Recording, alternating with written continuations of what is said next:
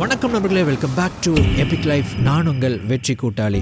இன்றைய வீடியோ பதிவில் ஒரு 6 மணி ஹேபிட்ஸை பற்றி நம்ம பார்க்க போகிறோம். இந்த பணம் குறித்த 6 பழக்கங்கள் என்ன பண்ணும் அப்படின்னா உங்களுடைய பொருளாதாரத்தில் ஒரு சின்ன முன்னேற்றத்தை உங்களுக்கு கொடுக்கும். முதலாவது, பிளான் யோர் பர்ச்சேசஸ். நீங்கள் என்னென்ன வாங்க போகிறீங்க அப்படிங்கிறத முன்னாடியே பிளான் பண்ணி வச்சுக்கோங்க. இப்போ ஒரு சில நேரத்தில் நீங்கள் அதை ஃபீல் பண்ணியிருக்கலாம். நீங்கள் ஏதாவது வாங்கணும் அப்படின்னு சொல்லிட்டு ஒரு பெரிய ஒரு கடைக்கு போயிருப்பீங்க. அந்த கடைக்குள்ளே நீங்கள் வாங்கணும்னு நினச்சிக்கிட்டு போன ஒரு பொருள் ஒரு 3 பொருள் இருக்குன்னு வச்சுக்கோங்க.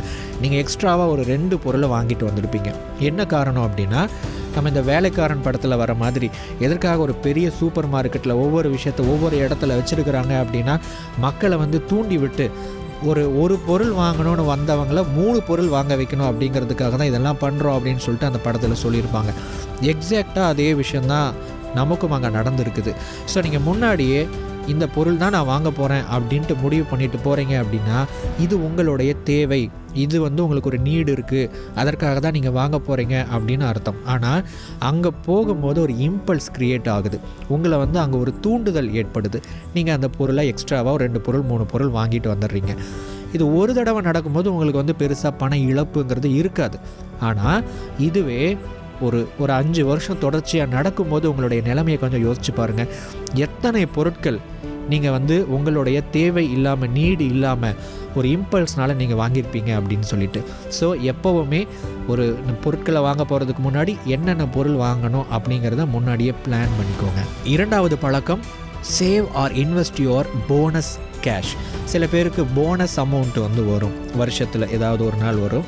சில பேருக்கு பார்த்திங்கன்னா பர்டிகுலர் ஒரு ப்ராஜெக்டை முடிச்சதையும் எக்ஸ்ட்ராவாக சில பணங்கள் கிடைக்கும். சில பேருக்கு ஏதாவது ஒரு ப்ராப்பர்ட்டி சேல் பண்ணதுனால பணங்கள் கிடைக்கும். இந்த மாதிரி ஏதோ ஒரு விதத்தில் லம்பாக உங்களுக்கு கொஞ்சம் அதிகமாக பணம் வரும்போது, அதாவது உங்களுடைய வருமானத்தை தாண்டி எக்ஸ்ட்ராவாக சில கேஷ் உங்களுக்கு வரும்போது நீங்கள் பண்ண வேண்டிய ஒரு விஷயம், அதை சேமித்து வைங்க, அல்லது அதை சிறந்த முறையில் முதலீடு பண்ணுறதுக்கு முயற்சி பண்ணுங்கள்.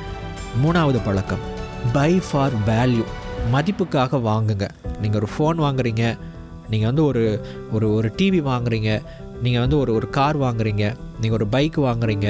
நீங்கள் வாங்கக்கூடிய எல்லா பொருளுமே ஒரு குவாலிட்டியான பொருளாக இருக்கிற மாதிரி பார்த்துக்கோங்க. வேல்யூ இருக்கிற மாதிரியான ஒரு பொருளாக பார்த்துக்கோங்க. உண்மையை சொல்லப்போனால், ஒரு வேல்யூ குறைவாக இருக்கக்கூடிய ஒரு பொருள் நமக்கு விலை ரொம்ப மலிவாக கிடைக்கும்போது அது நமக்கு லாபம் அப்படின்னு நம்ம நினைப்போம். ஆனால் உண்மையாகவே வேல்யூபிளான ஒரு மதிப்புமிக்க ஒரு பொருள் வாங்கும்போது அதுதான் உங்களுக்கு சிறந்த முறையில் அது உங்களுக்கு வேலை செய்யும். அதுதான் நல்லா ஒர்க் பண்ணும். இதை நீங்கள் அனுபவிச்சிருக்கலாம். ஸோ எப்போவுமே நீங்கள் ஒரு பொருள் வாங்குறீங்க அப்படின்னா அது வேல்யூபிளாக இருக்கா அப்படிங்கிறத பார்த்துக்கோங்க. நல்ல ஒரு குவாலிட்டியான ஒரு பொருளாக இருக்கா அப்படின்னு பார்த்துக்கோங்க. அந்த மதிப்புக்காக அந்த பொருளை வாங்குங்க.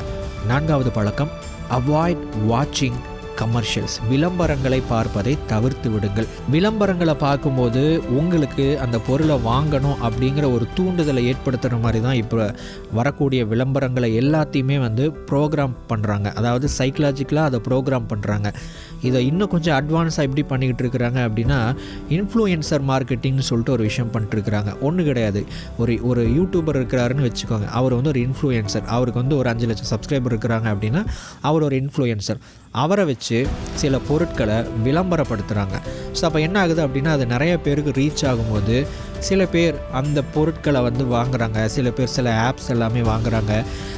சில ட்ரேடிங் ஆப்ஸ் வாங்குகிறாங்க. இது ரொம்ப ஈஸிங்க. இதில் இப்படி 4 பட்டன் தட்டினீங்கன்னா நீங்கள் இன்வெஸ்ட் பண்ண போனால் அப்படியே அந்த கிராஃப் மேலே போகும்னு காமிக்கிறாங்க. உண்மையிலே ரியல் லைஃப்பில் அப்படியெல்லாம் நடக்காது. ஸோ உங்களுக்கு உண்மையாகவே அந்த ட்ரேடிங் ஸ்கில்லோ இன்வெஸ்ட்மெண்ட் ஸ்கில் இருந்தால் மட்டும்தான் நீங்கள் ட்ரேடிங்லேயோ இன்வெஸ்ட்மெண்ட்லேயோ அல்லது மற்ற விஷயங்களெல்லாம் ஜெயிக்க முடியும். ஸோ இந்த விளம்பரங்களை பார்ப்பதை தவிர்த்து விடுங்கள். நான் சொல்கிறது சாதாரணமாக டிவி, யூடியூப்பில் வர விளம்பரத்தையும் தாண்டி இந்த இன்ஃப்ளூயன்சர் மார்க்கெட்டிங், யூடியூபர்ஸ் கொடுக்குற எல்லா விளம்பரத்தையும் சேர்த்து தான் நானும் சொல்கிறேன். 5வது பழக்கம், கீப் லேர்னிங் அபவுட் ஃபைனான்சஸ். இந்த பொருளாதாரம் குறித்து, பணம் சம்பாதிக்கிற இந்த விஷயங்கள் குறித்து நீங்கள் நிறையா விஷயங்களை கற்றுக்கிட்டே இருக்கணும்.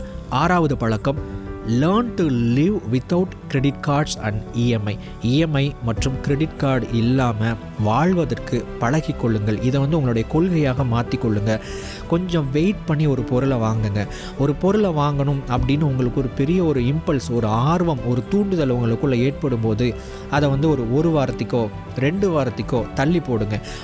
அதுக்கப்புறம் அது வந்து உங்களுக்கு முக்கியமாக பட்டுச்சு அப்படின்னா அதுக்கப்புறம் அந்த பொருளை வாங்குங்க. ஒரு 2 வாரத்துக்கு அப்புறம் அந்த தூண்டுதல் குறைஞ்சிருச்சு அப்படின்னா அது வெறும் தூண்டுதல் மட்டும்தான் அப்படிங்கிறத உணர்ந்துக்கோங்க. நிறையா பேர் இந்த தூண்டுதல் காரணமாக இஎம்ஐ இருக்கே, கிரெடிட் கார்டு இருக்கே அப்படின்னு சொல்லிட்டு டக்குன்னு போட்டு அதை வந்து வாங்கிடுறாங்க. பின்னாடி அதுக்கு வந்து கப்பம் கட்ட ஆரம்பிச்சிடுறாங்க. இப்படியே வந்து அவங்களுடைய வாழ்க்கை போய்கிட்டு இருக்குது. அதுக்கு பதிலாக உண்மையாகவே உங்களுக்கு தேவையான பொருட்களை இஎம்ஐயில் வந்து கரெக்டாக பிளான் பண்ணி வாங்கும்போது அது உங்களுக்கு பெனிஃபிட்டாக இருக்கும். இந்த இம்பல்ஸ் காரணமாக வாங்கும்போது அது உங்களுடைய பொருளாதாரத்துக்கும் வருமானத்துக்கும் வேட்டு வைக்கக்கூடியதாக மாறிவிடும். நண்பர்களே, இந்த 6 விஷயங்கள் உங்களுக்கு உபயோகமாக இருந்திருக்கும் அப்படின்னு நம்புகிறேன். அடுத்த வீடியோ பதிவில் மேலும் ஒரு பயனுள்ள தகவலோடு உங்களை சந்திக்கிறேன். தேங்க்ஸ் ஃபார் வாட்சிங்.